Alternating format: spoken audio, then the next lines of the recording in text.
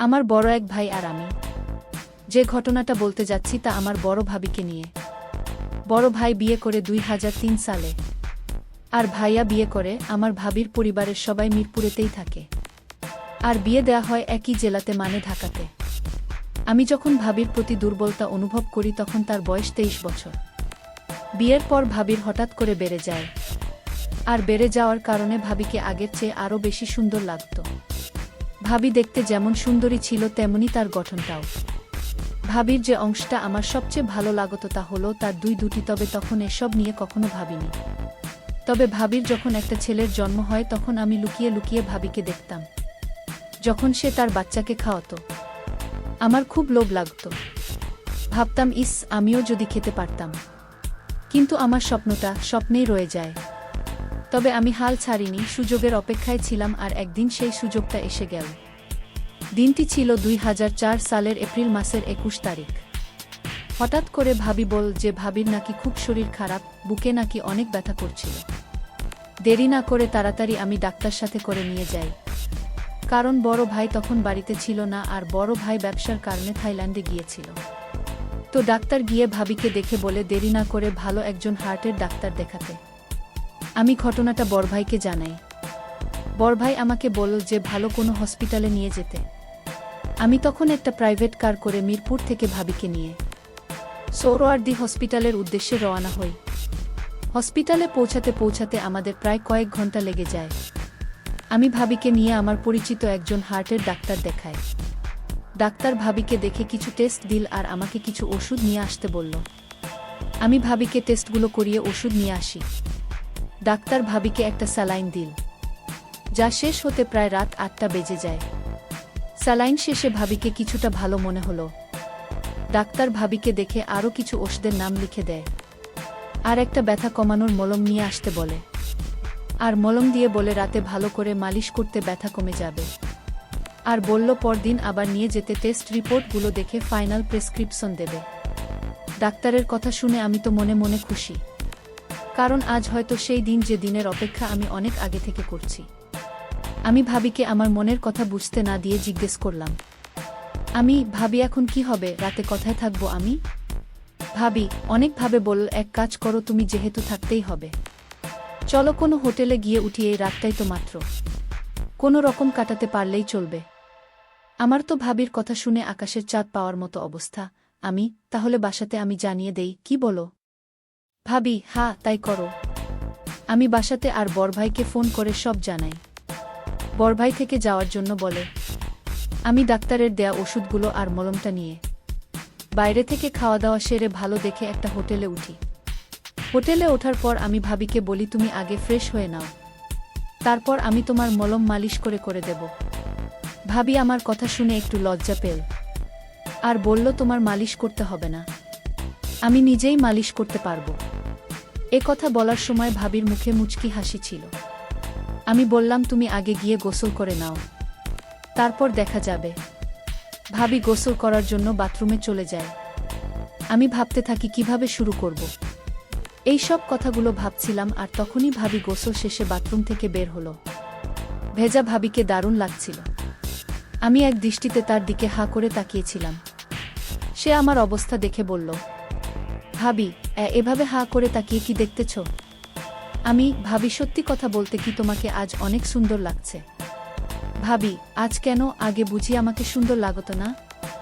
আমি তা না, আজ একটু বেশিই সুন্দর লাগছে তোমাকে। ভাবি যাও, আর পাকামো করতে হবে না, গোসল করে নেও। আমি ওহ তাই তো, আমি তো ভুলে গিয়েছিলাম বলে তাড়াহুড়ো করে বাথরুমে ঢুকে গেলাম।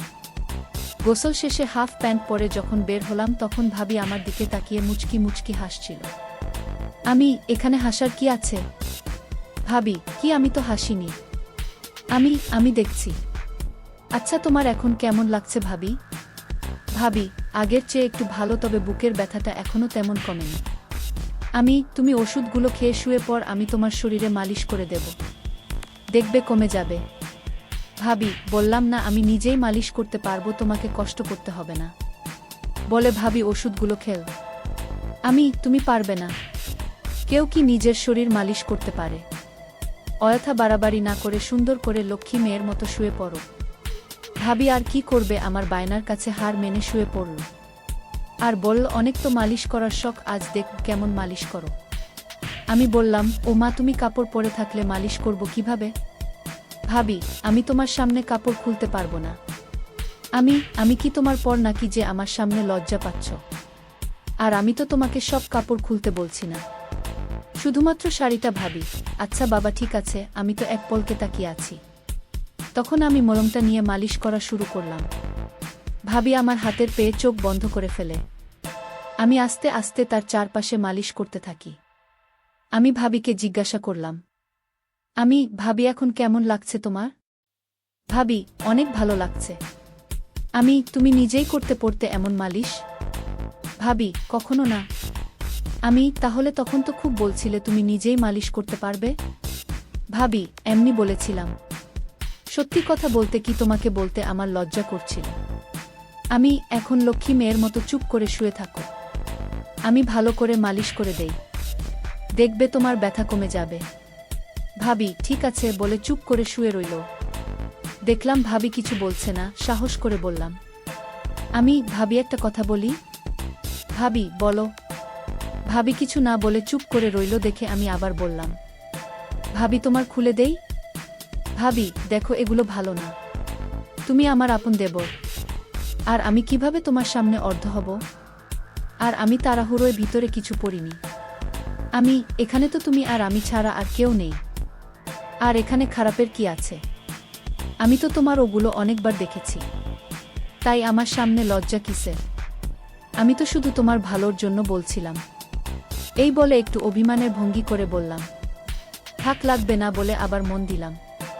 ভাবি কিছুক্ষণ ভেবে বলল, ও মা, আমার দেবরটা দেখি আমার উপর রাগ করেছে।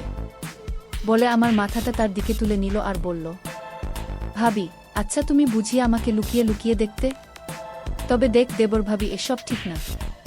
আর কেউ জানলে আমার তো সর্বনাশ হয়ে যাবে, আমার ঘর সংসার সব শেষ হয়ে যাবে।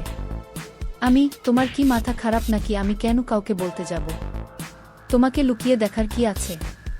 তোমার ছেলেটাকে যখন তুমি খাওয়াতে তখন তো আমি অনেকবার দেখেছি, তবে সেটা অনেক আগে। আর একদিন বড়ভাই যখন খাচ্ছিল তখন আমি দেখছি। ভাবি, আচ্ছা তাই বুঝি এখন আমার এগুলো আবার কাছ থেকে দেখতে ইচ্ছে করছে?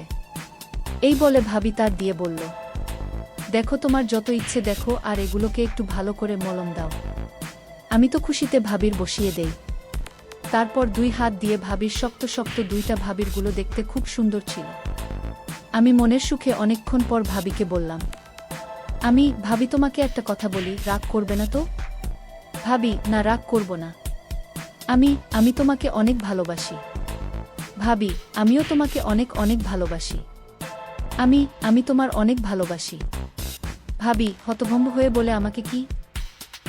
সত্যি বলছি ভাবি, তোমাকে আমি সব সময় লুকিয়ে লুকিয়ে দেখতাম। ভাবি, কি বলছো তুমি এসব কথা? আর কি কি দেখেছো আমার? বললে তুমি রাগ করবে না তো? ভাবি, না করব না বলো। একদিন তোমাকে বড়ভাই কাজটাও আমি দেখছি, আর তখন থেকে আমারও তোমাকে খুব ইচ্ছে করত। ভাবি, না বোঝার ভান করে, কি ইচ্ছে করত তোমার আমার সাথে? বড়ভাই যা করছিল। ভাবি, তোমার কি মাথা খারাপ হয়েছে নাকি? তুমি জানো তুমি এসব কি বলতেছ? তাছাড়া আমরা ভাবি দেবর। তুমি তাহলে কিছুই জানো না। আজকাল সবই সম্ভব। অনেকগুলো ছবি দেখছি যেখানে শুধু দেবর ভাবি, কেন ভাই বোন মা ছেলে তো ওইসব কাজ করে। ভাবি, আমি বিশ্বাস করি না, তুমি সব বানিয়ে বলতেছ। কসম ভাবি, আমি কিছুই বানিয়ে বলছি না, সবই সত্যি। প্রথম প্রথম তো আমিও বিশ্বাস করতাম না, কিন্তু যখন দেখলাম তখন বিশ্বাস না করে থাকতে পারিনি। আর এছাড়াও বাজারে অনেক গল্পের বইও পাওয়া যায়, যেখানে মা ছেলে, বাবা মেয়ে আর ভাই বোন ভাবি দেবরের গল্পে ভরপুর। ভাবি, তুমি কি সত্যি বলতেছ? ভাবি, আমি কি তোমাকে মিথ্যে বলবো নাকি? আর কসমও তো করলামই। কসম করে কেউ কি মিথ্যে কথা বলে নাকি? ভাবি কিছুক্ষণ চুপ করে থেকে বলল, আচ্ছা ওইসব বাদ দাও। আমি বুঝতে পারলাম ভাবি কিছুটা দুর্বল হয়ে পড়েছে, তাই আমি এবার দেখি ভাবির শ্বাস ঘন হচ্ছে। আমি একবার উপরে যাই, আবার নিচে নেমে আসি। কিছুক্ষণ পর ভাবি আবার জিজ্ঞেস করে, ভাবি, আচ্ছা আমরা যা করছি তা কি ঠিক? বেটিকের কি আছে? আর আমরা দুইজন তো মানুষ। আর যদি চায় তাহলে সেখানে সমস্যা তো থাকার কথা নয়। আর তুমি কি জানো, পৃথিবী শুরু হয়েছে পারিবারিক খেলা দিয়ে। আগে তো দেবর ভাবির ভাই বোনের বিয়ে বৈধ ছিল, আর তা হতো অনেক ধুমধাম করে। আর অনেক জায়গায় বাবার যদি কিছু হয় ছেলে তার মাকে বিয়ে করে। এরকম আরও অনেক কাহিনী আছে। ভাবি, তাই নাকি?